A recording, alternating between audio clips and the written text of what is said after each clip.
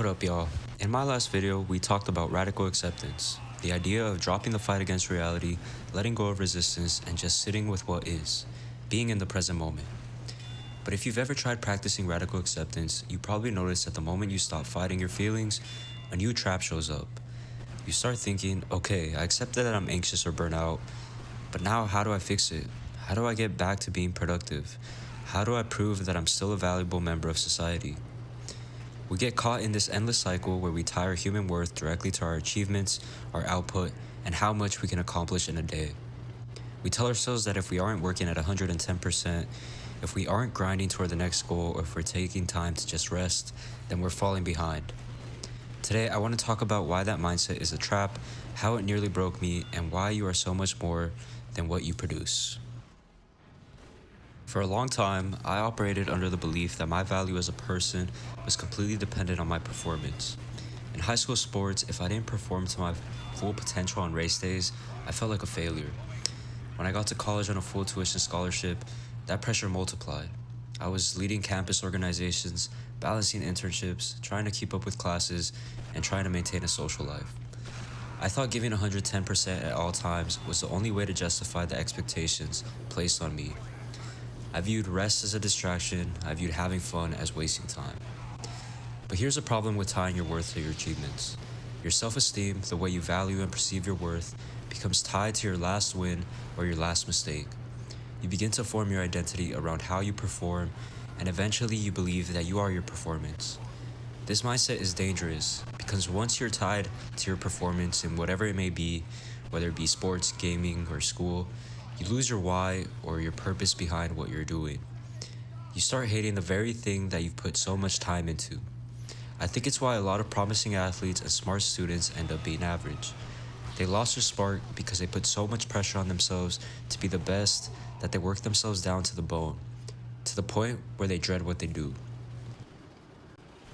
That dread is exactly what happened to me. When you work yourself down to the bone trying to preserve an identity based on performance, your body and mind eventually step in and force a shutdown. You can only run on fumes for so long before the engine completely gives out. For me, that breaking point hit between my sophomore and junior years of college. My nervous system became so dysregulated from constant stress and unmanaged anxiety that my body essentially rebelled against me. I was hit with chronic pain, crippling depression, and insomnia. I spent nights staring at the ceiling for hours, completely exhausted but unable to sleep because my body was stuck in a constant state of fight or flight. I had no energy during the day. I pulled away from my family and my closest friends, and I stopped doing the things I used to love. When you hit a wall that hard, it really reveals you for who you are, your most vulnerable self. In that moment, you aren't the high achiever you always thought you were. You're just a person trying to survive the day, trying not to let the pain consume you. And that's when you're forced to face a scary, uncomfortable question. Who am I when I'm not accomplishing anything by my standards?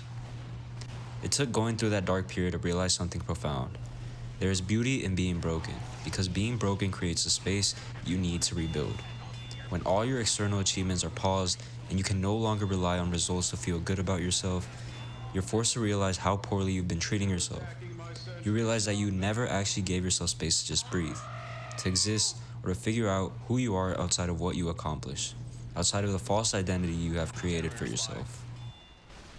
So how do you fix this? How do you still go after big goals, work hard, and achieve things without falling back into that toxic trap of tying your worth to the result?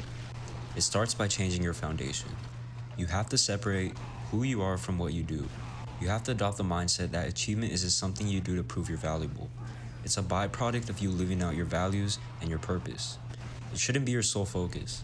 You should focus on enjoying the process and learning from the ups and downs you are going to inevitably encounter along the way. Having a mindset like this protects your mental capital.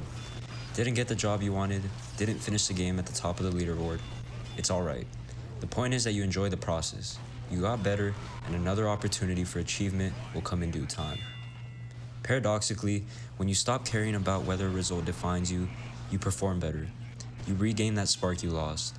You play the game, run the race, or take the test because you enjoy the challenge, not because you're terrified of what falling short says about your character. You start working with yourself instead of against yourself. My friends, achievement is great, and we are hardwired as humans to be competitive and to want to win. But we need to learn to slow down, to smell the flowers, to appreciate the many experiences along the path to success. The more we rush things, the more we take for granted the blessings in our lives. The more doors we open for anxiety and pain to come rushing in.